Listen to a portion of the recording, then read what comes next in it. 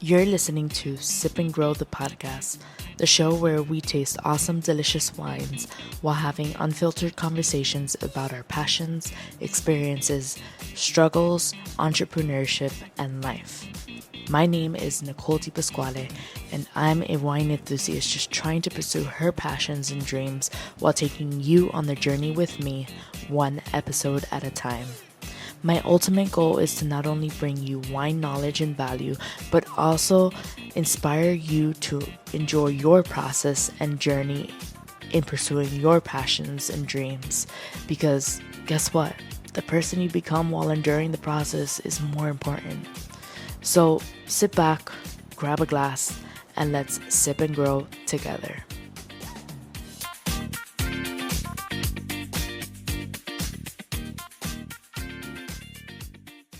Hello, party people. Welcome back to another episode of Sip and Grow with me, your host, Nicole Di Pasquale. So today I have for you a Napa Valley cab. This one, shout out to Charmella in Total Wine, Miami Beach. She's my girl. She One day I walked in there and, well, I also like kind of work hand in hand with them sometimes, but one day when I was there, she recommended to me a couple of wines, and this was one of them. I literally asked her for hidden gems that are at a good price point, that aren't gonna break my bank, but are good quality wines. Because she is someone that knows a lot about wines, and we love that. We love her. She is a gem. And she told me this is a really good cab from California that is not going to break your bank account or your wallet. This one cost me $25.99 at Total Wine. This is District Series Edition number 1, Napa Valley, California, Cabernet Sauvignon, 2020 vintage. Honestly, just looking at the label, not a huge fan of the label. I think it's pretty basic, but we're not going to judge a book by its cover. We're not going to judge a wine by its label. But I'm excited to try this because if it's a decent cab, $26 for a cab from California, especially Napa Valley, is a steal. So let's talk about Napa Valley real quick. Napa Valley is literally like how can I say this? I guess it's the most, I don't know how to say it, but I'm going to say it in simple terms. It's the most expensive, like, wine region in the United States. It's known to have an ego. We know Napa Valley to have a big ego because they have expensive wines that come out of there. And I think the reason why they have such a big ego is because way back when, before they developed into what they are today, they just had a huge hunger for success. So, fun fact about Napa Valley, I actually was reading up a little bit on it. I would love to read up further. I don't know like details about Napa Valley, but what I did come across was that Napa is actually, like, the word Napa is from the Wappo dialect. So before Napa Valley became what it was, supposedly or apparently, there was some Indians that lived there, and they were called Indians. It's spelled Wappo, and apparently that's how Napa Valley got its name, because Napa is from the Wappo dialect, and it means plenty. So they basically, Napa Valley is like a hidden treasure of like beautiful soil and terroir to make amazing wines. And the cool thing about Napa is, like, depending on where you are, which I guess is kind of California in a way, it could be really, really hot and then all of a sudden really, really cold, or vice versa, like really, really cold and then it gets hot and then it gets cold again. That's overall California's vibe, but it really does have the perfect temperature and environment, like climate, for growing vines and maintaining them and having them thrive and build beautiful grapes so that we can harvest them and make beautiful, delicious wines like this one, hopefully.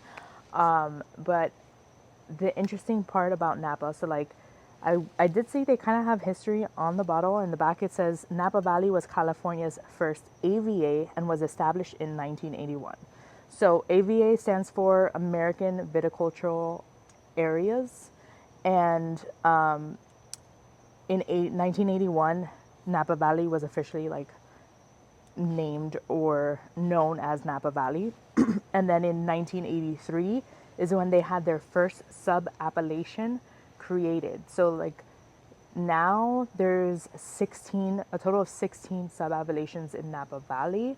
But basically the reason why they created these like 16 AVAs is because they kind of realized that there's a lot of different terroirs within the Napa area, and each terroir will bring a different or unique characteristic to the wine depending on the soil and the climate of where it came from. So they kind of just divided it into 16 sub-appellations, or you can say 16 AVAs, and they do have like strict regulations in order to maintain like high quality and unique characteristics, and just like maintain a guideline to have the best quality and best wine you can get from the region. So I'm really excited to try this one. So let's go ahead and open it and do a little tasting on it. Man, I wish the weather was like this all the time. Right now it's about 69 degrees outside. I love this because it's like I can have a cozy sweater, but like not sweat. But I know that is going to be short-lived because we're getting closer to summer. It's already spring. Ooh, my notebook is wet. It's already springtime, and you know what that means. After spring comes the summer, and we're gonna just be sweating out here. And you guys know what happens when I sweat out here. I just got droplets of sweat coming out, which I guess in the summer I should just continue filming at night, because if not, I'm gonna die in the sun, either from a heat stroke, or in a puddle of my sweat, or because the sun is blinding me. You know, one of those three reasons is why I will die out here in the summer doing wine tastings. But you know, just another day in the office. So, anyways, let's try this wine. Let's try this bad boy. Ooh, okay, okay, deep ruby red. Okay, purple color. Monica's gonna like that one. Deep ruby red. This one's for you, Monica. So immediately love the color. It's like a dark purple, intense, typical Cabernet Sauvignon from Napa Valley color. Why is there always planes? There's always planes. Fly. I guess it's nighttime. This makes sense. This makes sense. All right. I'm the problem. I'm here while you're landing. This is the problem. Let's go ahead and try this one. So on the nose,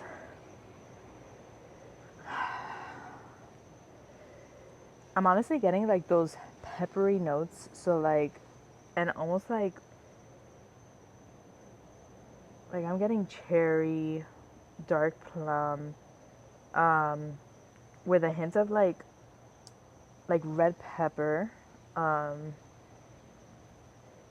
And there's something sweet to this that I can't even, like cinnamon, I guess.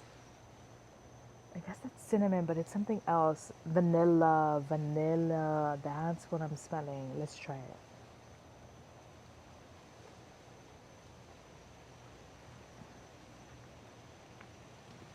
Okay. It's very smooth. It's a 2020 vintage, so the tannins smoothed out very, very nicely.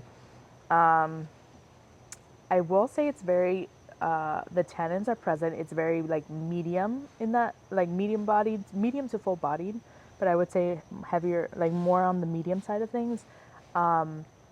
It lingers on your tongue, but goes down very nicely and gently. I definitely feel the hints of cherry and black currant in there. I'm kind of surprised at how smooth it went down. I think it's, easy to drink. It's just, it is on the heavier side for a red wine, but it's not like fully, like, I guess it is full bodied.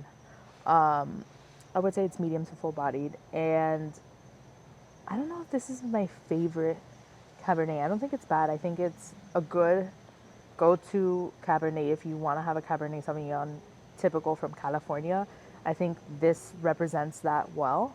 I just personally like, it's really hard for me to like love a Cabernet Sauvignon from California. Like it's just not as exciting to me as other wines are, but that's just a personal preference. Like I know a lot of people that love Cabernets from California.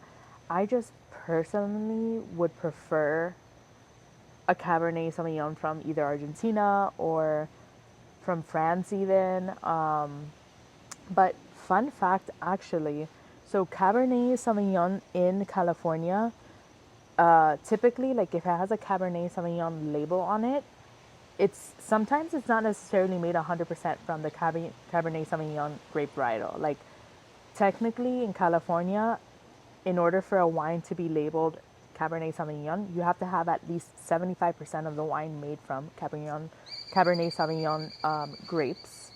But which means basically like some of these Cabernets we're drinking could be a blend. Like it could be 75% Cabernet Sauvignon and then the other 15% can be another grape varietal, or it could be like two grape varietals in there. You never know. I intensely tried looking to see if this was one of those situations, but I didn't find anything on the internet and there's nothing on the bottle. So I'm just going to safely assume that this is 100% Cabernet Sauvignon. But it doesn't necessarily need to be because of that little fun fact rule.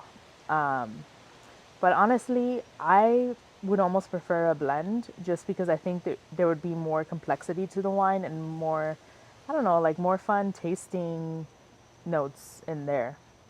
I just feel like sometimes, and this is again personal preference, I just feel like sometimes when I drink Cabernet Sauvignon, I'm just like, okay, cool, like next, you know? But overall, I would rate this a 7.8 out of 10. I don't think it's a bad Cabernet Sauvignon. I think it's very, very good, especially for the price point. But it's personally not my favorite, so that's why I gave it kind of a lower rating. But let me know what you think. Go to Total Wine, check it out. It's only $26. I will link it in the show notes, and let me know if you try it. Let me know if you like it. Anyways, I will see you all the next episode. Cheers.